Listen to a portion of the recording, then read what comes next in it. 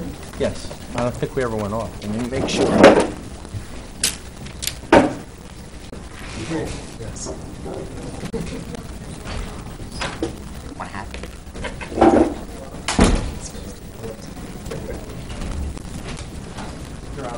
Okay, good. So next we'll do, we have Harold Boardman, and then we'll do the special meeting, and then we could, maybe before we start, maybe could you just give us there were some people in the community who just wanted to know why we're going to be, modifying the resolution that was approved previously, and can you just give us like a legal analysis of the reasons? Yeah, just generally speaking, we did some research on this issue, and we believe that if you limit the individuals from bidding on the property, there may be some legal impediments to that. We're not necessarily saying that the person who bids the most money is going to get the property, because there's some other factors that have to be considered. But we'll have the bidding process, we'll have the auction, we'll take into account the highest bid, everybody who bids, and some other factors, and we'll make that determination. We just cannot limit people from bidding because they may have the intent to develop something that's not within the current zone. Right, and also anybody who buys the property and says, this is my intent. Right. That's not, intent is not binding. So somebody could purchase the property, tell me if my legal enough. I'm remembering everything I learned in law school. If somebody buys a property and they intend to use it for residential. Right. And they hold on to the property, and 5 years later, they decide to sell it to Donald Trump. There's nothing when you buy the property that commits you not to sell it. Right. There's nothing that prevents them from buying the property, saying that they want to put in a 6-house residential subdivision, and the very next day coming to you and saying, we'd like to change that intention, and we'd like for you to consider a zoning change to Empire State Building. Right. It doesn't necessarily mean that the town board is going to do it or entertain it in any way, but you can't preclude someone from requesting a zone change, Or possibly winning the bid and then sometime later selling the property to someone else. Right. Who may have different plans than what the original buyer's intent was. The other thing is, if we don't have to sell the property to under the terms of this agreement to the highest bidder, there could be other factors if we think somebody doesn't intend to comply with our zoning, and they're, say, $100,000 cheaper than somebody else. We may decide that we'll sell it to the second highest bidder because we don't want to keep the property vacant. Right. So the town has a fiduciary responsibility to the taxpayers to get the best and the highest amount for the property, but sometimes the highest amount is not the highest offer price. There are other factors that need to be considered, and as you have said, we will always consider, what the community wants, that we always do. So Harold, could you give us an update on the schedule? Sure. So, from a timing perspective, we're now in August, and when we started talking about this, we were recommending a marketing period of 2 months to 3 months, 60 to 90 days. The time frame that we're talking about, the last dates that we had in mind, which would get us a bid deadline before an auction before the end of October, I think right now it's getting very tight. Because I think from today to the bid deadline, that's in the most recent draft of the bid procedures.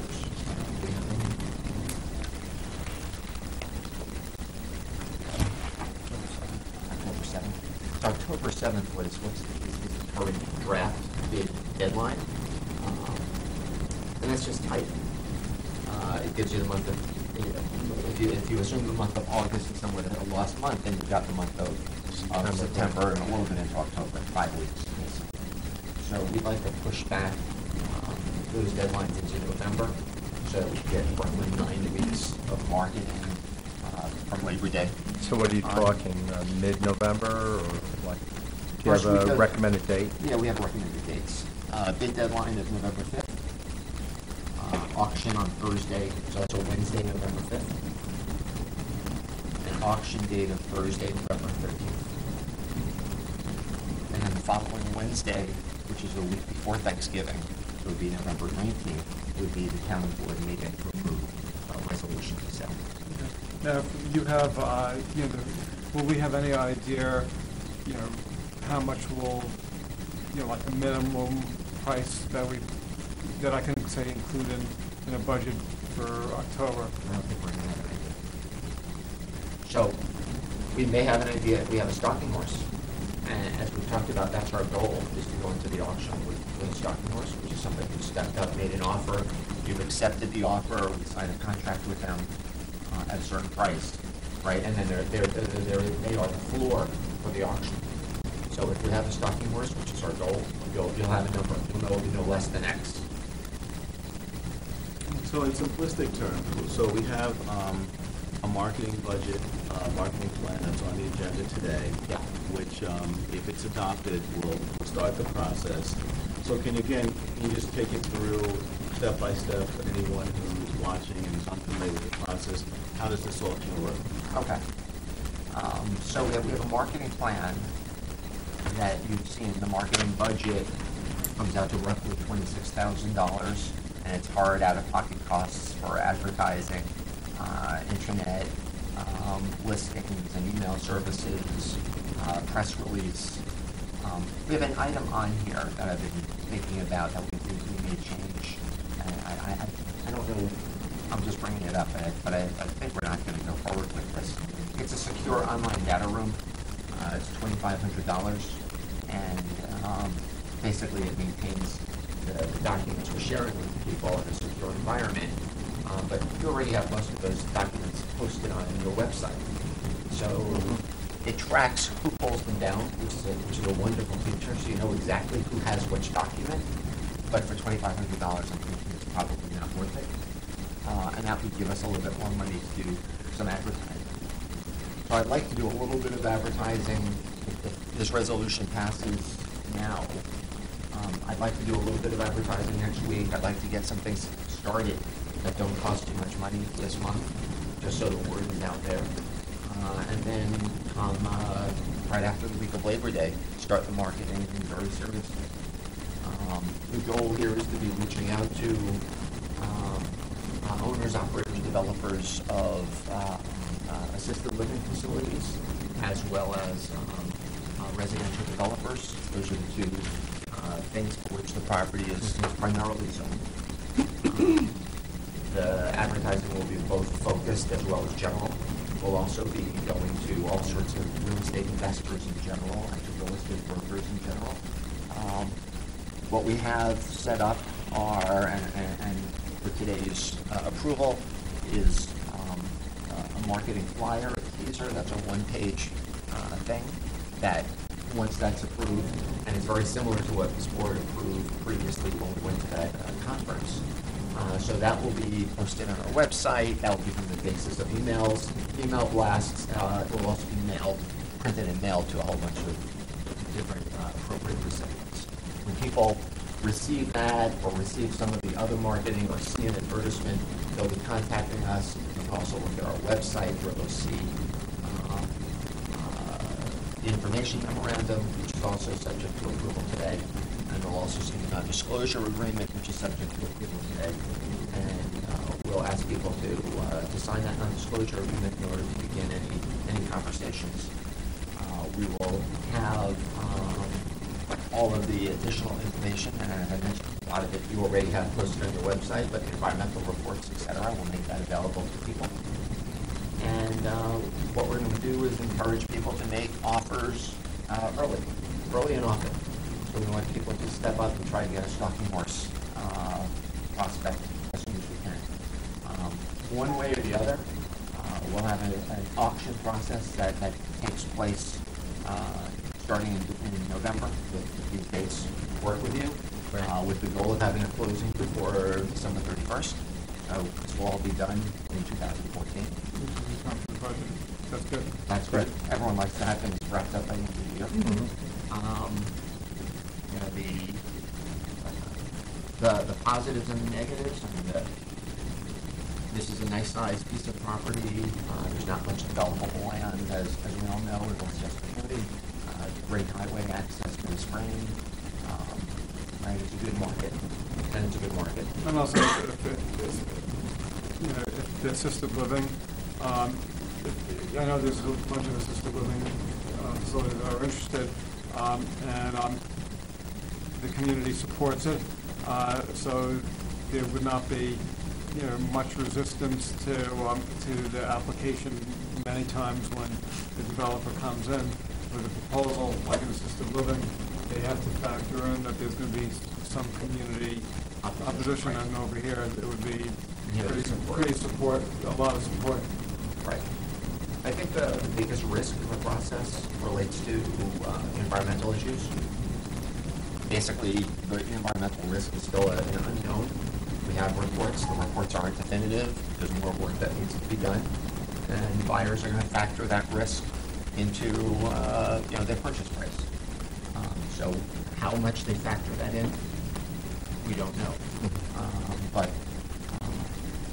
the information's out there. They'll review it. They'll have their specialists look at it. So the way the process is set up is if we have a stalking horse, when we get into the auction process, the stalking horse sets the floor. That's the minimum price. And you basically have an auction after that. The auction, and the sale is an as-is, where-is sale with no representations or warranties.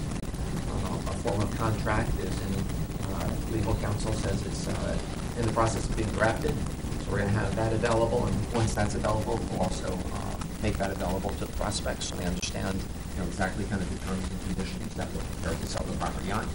But it's no reps and warranties. Here's a piece of property. Here's all the facts we know about it. Make us an offer. The way the bid procedures are set up is in order to participate in the auction, you have to qualify. And there are a number of steps you have to take to qualify, but the key steps are you literally have to sign the contract. So you submit a binding contract by the bid deadline, which is the date roughly before the auction. You submit a good faith deposit, which is 10%. And you submit financial statements or other evidence of your ability to close the transaction. So when you show up at the auction, we know that we've got people, if we've qualified them, that means that we're comfortable that they've signed the contract that we like, it's our contract. We've got their deposit, which is always a good thing. And we've got some information that evidences the fact that we can actually close the deal, which is obviously important. So that's really the process. So if someone walks off the street on the date of the auction and they say, this is a wonderful piece of property and I have $10 million in my pocket. Here I am. They're not able to really bid because they haven't been qualified, they haven't signed a contract, and they haven't submitted a bid, a check. So I never like to say never. The way the bid procedures are drafted, they give the town board some flexibility. And if your scenario were to happen, somebody walked in here with a certified check on the day of the auction, so I haven't done anything. My recommendation would be we take a pause, we take that person into a back room, we have them sign the contract right then and there, we check on their financials the best that we can, we make the decision that we include them. Our goal is to include more people, not less people in the auction. This is a public auction rather than secret bids. Yeah. Right. So after today, full forward. Yeah, well, I'll say after today, we'll call August kind of soft forward. Sure. After Labor Day, full forward. Full forward. Correct. But But then we don't have to, today, then we've done basically everything the town could do now, after this vote. after this vote, yeah, the only thing I'll be waiting on is a final draft of a purchase and sale Contract. agreement, the form of contract.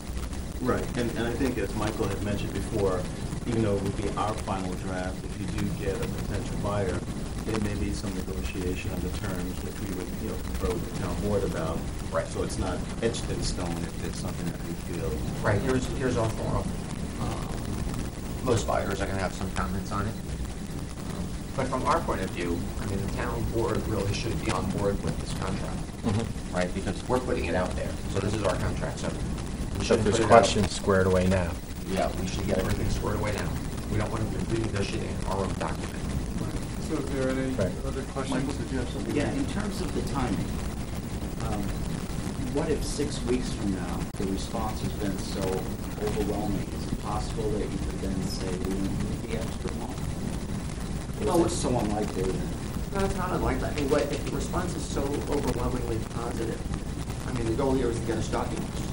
So the stalking horse would likely say, if somebody showed up tomorrow and made the offer that you guys accepted and we had a stalking horse in a week, right? The stalking horse, as part of negotiating the contract, could very well say, listen, we're not waiting until November for an auction.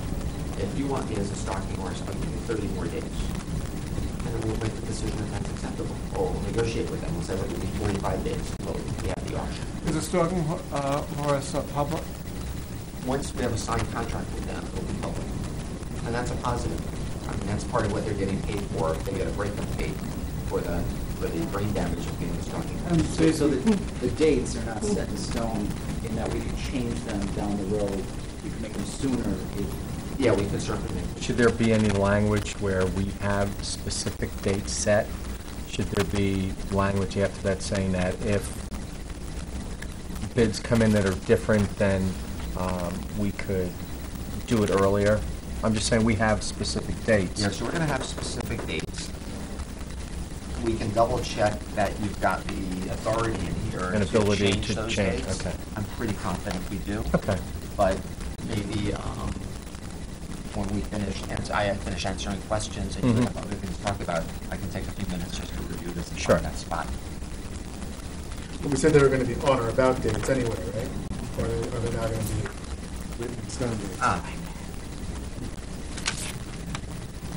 If they're on or about dates. On or about, then it's fine, yeah. There's no issue. I'm okay saying on or about. Okay. Well, the problem with saying on or about is we want people, if and when we get to the auction and we have a bid deadline, we want people to live by the bid deadline, Sure. right? So if we say on or about, we risk someone sending us an offer 3 days late, which they say, look, we're qualified because it's on or about. And we don't want that. Because we need that period of time between when the bid deadline is and the auction is to review changes they might have made to the contract, to review their financials, to make sure they're really qualified and can close. Hopefully we've got lots of people, so it takes a lot of time. So the bid deadline, I feel like the date that's in here should be kind of a firm date. That makes sense. Okay. As written, it says that we can adjourn it so we can make it a later date, but I don't think we can make it an earlier date. As written. Yeah, I think there's going to be language somewhere towards the back that's going to give you kind of broad discretion to make changes. The main thing is to do it right. Because Yeah. if it's a little, takes a little longer or whatever, it doesn't really bother me. And for people some people will say, oh, why are you doing the stalking horse? One of the benefits of the stalking horse is that you're basically creating a buzz and excitement, and if somebody is offering us, say, $10 million, and other people will say, wow, somebody's willing to pay $10 million, maybe I'll pay $11 million. Right. It validates the property in the marketplace. It's a positive thing, and it's an insurance policy for the town that you know when you get to the auction, the first bid is starting at that level and it's not starting at $1. Also, instead of setting an artificial floor, which we would have to do anyway, we have a real floor. Right. It's a real floor by somebody who's put their money into it with their Put it numbers. there, yeah. Yeah, so if I can just reference, this is paragraph 7 of the bid procedures, and it's called the seller's pre-auction discretion. And the second sentence reads, the seller retains the complete discretion in revising these bid procedures in accordance with its directive to maximize the value of the sale of the property. Okay. So I think that's broad That enough. covers the dates. That, and if you need to move the dates forward, Sure. you can do that. Okay, great. Great. So I guess Thank you. Sure. we could start the meeting. Great, we have to start the special meeting, we have to open the meeting, and, I guess we Need Judy.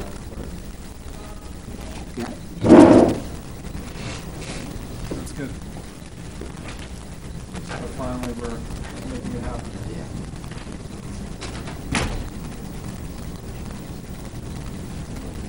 I think it's actually, even the delay is probably positive because I don't want people to say in summer, people aren't really focusing attention, so November, nobody could really say we're not.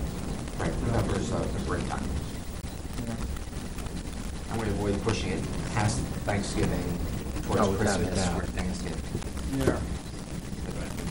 I was just hoping that I'd have it A lot of other before the priorities. October budget, Right. but you may have an idea. We may have an idea before that, sure. Yeah. That's our goal.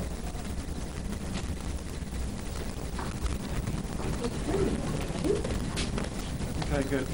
Marty? Thanks, Tim. Okay. Yes. So you want to do the roll? Where's Kev? Oh, there he is. Roll call. Paul Finer. Yep. Kevin Morgan. Here. Ken Jones. Here. And Diana Jetner, Councilwoman Diana Jetner, and Councilman Francis Sheehan are absent today, and Town Attorney Tim Lewis. Okay. So the first item, You want to open a special meeting? I'm opening up the special meeting. Second. All in favor? Aye. First item, resolution rescinding resolution TB 7/15/14, adopted July 15th, which authorized the marketing plan and budget of G.A. Keene Realty Advisors relating to the sale of the former Frank's Nursery property located at 715 Dobbs Road. I'd like to move that. Second. All in favor? Aye. Two, resolution of the town board of the town of Greenberg approving the marketing plan budget, information sheet, information memo, non-disclosure agreement, and bidding procedures documents for the auction of 715 Dobbs Road, formerly Frank's Nursery, and authorizing a marketing plan budget appropriation amount not to exceed $27,000 to G.A. Keene Realty Advisors, the town real estate advisor. I'd like to move that. Second. All in favor? Aye. Can I just ask you one question? Because there's so much community interest, and I think this discussion was good, could we ask George to give us like a link to this part of the town board, work session, and then I could post that on the e-list, so anybody who, may have some questions or concerns, I think will ease some of the concerns people may have. Sure. Maybe we could do that. Okay. Okay. Resolution authorizing tax certiorari settlement, certiorari settlement with Thank you, West Cap. guys. Thank you. Good luck. Yep. All right, thank you. You're welcome.